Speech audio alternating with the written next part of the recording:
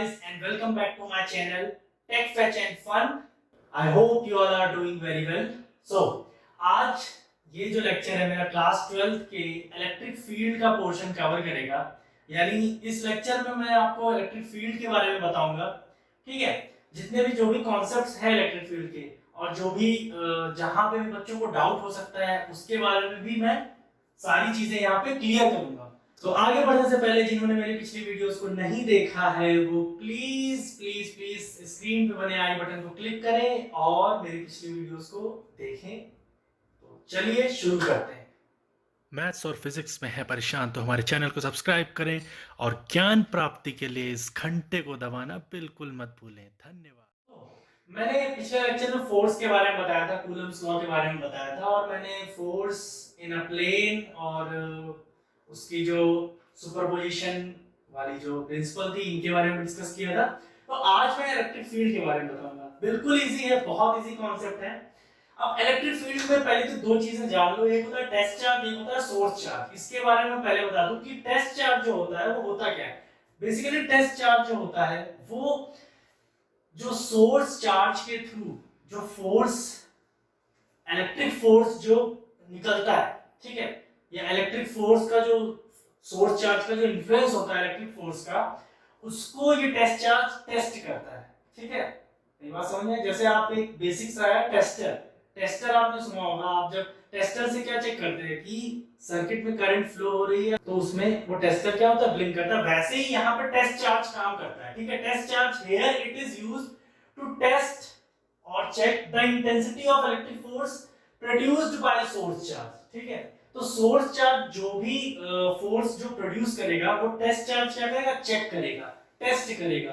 किस चीज का? वो चेक करेगा सोर्स चार्ज का इलेक्ट्रिक फोर्स का इंटेंसिटी। ठीक है, अब सोर्स चार्ज क्या करता है, प्रोड्यूस करता है इलेक्ट्रिक फोर्स को। तो बेसिकली यहीं पे आइडिया लग जाना चाहिए कि जो टेस्ट चार्ज होता है वो बहुत ही स्मॉल क्वांटिटी का होता है। तो इसका मतलब जो टेस्ट चार्ज है वो इतना छोटा होना चाहिए उसका वैल्यू कि वो इलेक्ट्रिक फील्ड को या इलेक्ट्रिक फोर्स को, किसके, सोर्स चार्ज के इलेक्ट्रिक फोर्स को इन्फ्लुएंस ना कर पाए। नहीं तो इससे वैल्यू जो है वो हमारा जो वैल्यू है वो वैल्यू नहीं आएगा फिक्स। ठीक है, तो टेस्ट चार्ज बहुत छोटा होना चाहिए। अब यहाँ at point P test charge Q not हमने प्लेस किया है और Q जो O पॉइंट है वहां पे हमने सोर्स चार्ज रखा हुआ है। ठीक है, अगर ये दोनों पॉजिटिव चार्ज होंगे तो जाहिर सी बात है कैसा फोर्स लगेगा, रिपेल वाला फोर्स लगेगा। रिपेल करेगा तो फोर्स उधर लगेगा, तो हमने पॉजिटिव माना है। तो अब इलेक्ट्रिक फील्ड यहाँ पे कैसे हुआ, देखिए सोर्स चार्ज क्या होगा, सोर्स चार्ज के अराउंड इसका खुद का कुछ इलेक्ट्रिक फोर्स होगा। ठीक है, ये किसी पे इलेक्ट्रिक फोर्स लगाएगा। किस पे लगाएगा, तो जिस पे लगाएगा यानी जो उस फोर्स को इन्फ्लुएंस जो हो रहा होगा उसी के ऊपर फोर्स लगेगा। तो ये जो सोर्स चार्ज है वो फोर्स लगाता है टेस्ट चार्ज पे। ठीक है, खुद पे फोर्स नहीं लगाएगा, ये तो ओरिजिनेट कर रहा है ना इलेक्ट्रिक फोर्स। तो इस पे कितना फोर्स लगा due to this source charge, इस पे जितना फोर्स लगेगा है ना, उसी को हम इलेक्ट्रिक फील्ड कहेंगे। किसका? सोर्स चार्ज का। मेरी बात समझ में आई? यानी कि electric field of a source charge is defined as the electric force by the source charge per unit test charge. यानी कि जो टेस्ट चार्ज कितना इन्फ्लुएंस होता है सोर्स चार्ज के इलेक्ट्रिक फोर्स से, उसी को हम इलेक्ट्रिक फील्ड कहते हैं सोर्स चार्ज का। Is that clear? तो इलेक्ट्रिक फील्ड का आइडिया यहाँ पे इलेक्ट्रिक फील्ड कह लो, इलेक्ट्रिक इंटेंसिटी कह लो, है ना, इलेक्ट्रिक फील्ड इंटेंसिटी कह लो, तो वो चेक करता है टेस्ट चार्ज। तो इसका मतलब हो गया कि हमारा जो इलेक्ट्रिक फील्ड है, क्योंकि ये force is a vector quantity तो इलेक्ट्रिक फील्ड भी वेक्टर क्वांटिटी होगा और इसकी जो इसको जो हम रिप्रेजेंट करते हैं वो E उसके ऊपर वेक्टर है। ठीक है, E डायरेक्शन, तो is equals to electric force per unit test charge. ठीक है, तो ये तो हमारा हो गया, ये मोटा मोटा डेफिनेशन हो गया कि ये क्या होता है। ठीक है, अब जो मेन चीज है मैं फिर से अब इसके बाद बता रहा हूं। ठीक है, तो इसको मैं रफ कर ले जा रहा हूं। तो हमने जो सीखा है, हमने अभी क्या सीखा, हमने सीखा कि इलेक्ट्रिक फील्ड और इलेक्ट्रिक इंटेंसिटी या इलेक्ट्रिक फील्ड स्ट्रेंथ सबका मतलब E है। ठीक है, एट अ पॉइंट P हमने जो फिगर बनाया था, एक हमने फिगर बनाया था, क्या फिगर बनाया था, एक ये Q था और एक ये P पॉइंट पे Q नॉट था।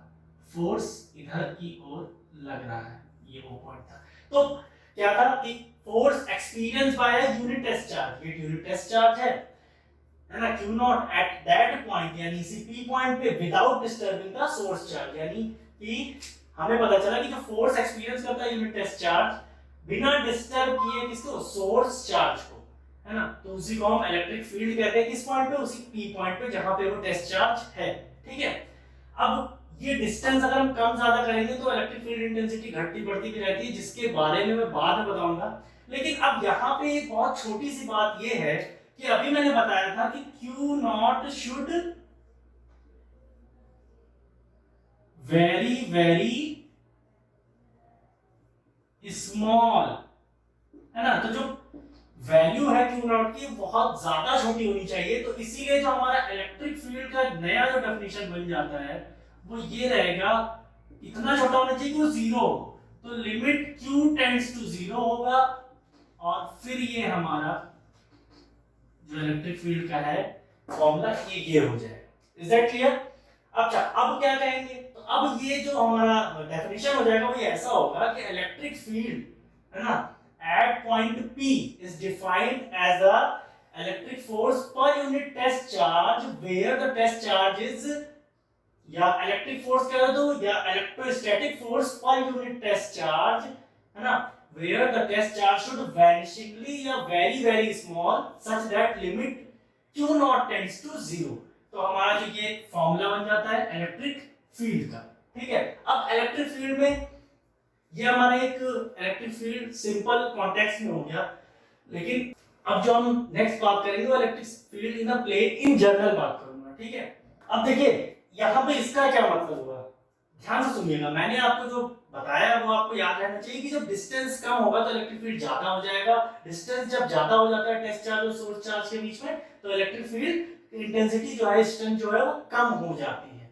तो यहाँ पे इसका ये ना लेके ये लेने का मतलब ये है, इसको ऐसे लिखने का, क्योंकि यहाँ पे जो R रिप्रेजेंट कर रहा है वो sets of vector, infinite vectors को रिप्रेजेंट कर रहा है। जैसे कि मान लो कोई एक प्लेन है, ठीक है, और यहाँ पे हमारा कोई एक चार्ज है सोर्स। अब ये यहाँ पे Q1 हो गया, यहाँ पे Q2 हो गया, यहाँ पे Q3 हो गया, यहाँ पे Q4 हो गया, सेट्स ऑफ चार्जेस हैं, ये सारे हम मान लें टेस्ट चार्ज। Q1 पे क्या फोर्स है, Q2 पे क्या इलेक्ट्रिक फील्ड है, फोर्स नहीं, कि Q1 पे क्या इलेक्ट्रिक फील्ड इंटेंसिटी है, Q2 पे क्या इलेक्ट्रिक फील्ड है, Q3 पे क्या है और Q4 पे क्या है। तो यहाँ पे जो डिस्टेंस होगा सोर्स चार्ज से इन सबका वो अलग अलग होगा, तो इसीलिए जब अलग अलग होगा तो इलेक्ट्रिक फील्ड भी वेरी करेगी हर पॉइंट पे। तो इसीलिए हम इसको ना लिख करके इसको नॉर्मली लिखते हैं, लेकिन टेक्निकली हम ये लिखते हैं, क्योंकि जब प्लेन की बात आ जाती है या सेट ऑफ पूरा कई ढेर सारे चार्जेस या किसी प्लेन पे होता है तो हमारा जो ये इलेक्ट्रिक फील्ड है वो हर पॉइंट पे चेंज होता है, इसीलिए हम इसको यूज करते हैं, ठीक है। Is that clear? अब हम बात करते हैं इलेक्ट्रिक फील्ड की यूनिट्स की, ठीक है। तो जो SI यूनिट होती है इलेक्ट्रिक फील्ड की वो क्या होगी, यहीं से इस फॉर्मूले से आ जाओ, इस फॉर्मूले से निकालें, तो SI यूनिट जो होगी वो होगी फोर्स का न्यूटन होता है और ये हो गया कूलम। तो SI यूनिट न्यूटन पर कूलम हो गया और इसका डायमेंशनल फॉर्मूला क्या हो जाएगा, SI यूनिट न्यूटन पर कूलम हो गया और SI डायमेंशनल फॉर्मूला क्या हो जाएगा, तो MLT माइनस 3 A माइनस 1, ठीक है। इसका डायमेंशनल फॉर्मूला ये हो जाएगा। आप इसको निकाल सकते हो डायमेंशनल फॉर्मूले को, कैसे निकाल सकते हो, न्यूटन का आपको पता है MLT माइनस 2 होता है, ठीक है, और आपका जो कूलम है वो नीचे है, तो चार्ज को हम क्या कहते हैं, चार्ज इज इक्वल्स टू क्या फॉर्मूला होता है, current is equals to charge per unit time, तो charge is equals to current into time. तो यहाँ पे टाइम और करंट नीचे मल्टीप्लाई हो जाएगा, तो एक t -1 इधर आ जाएगा और एक एम्पियर भी -1 में आ जाएगा, तो इसका डायमेंशन फॉर्मूला आप निकाल सकते हैं। This is it's dimensional formula. तो ज्यादातर चीजें मैंने आपको इलेक्ट्रिक फील्ड के बेसिक कॉन्सेप्ट्स के बारे में बता दिया है। अब इसके बाद हम electric field at a point और electric field in a plane और कई चीजों के बारे में नेक्स्ट लेक्चर पे बात करेंगे। जिसको वीडियो पसंद आया हो तो मेरे वीडियो को लाइक करें, शेयर करें और मेरे चैनल को जरूर से जरूर सब्सक्राइब करें। Please support my channel. जय हिंद, फिर मिलते हैं।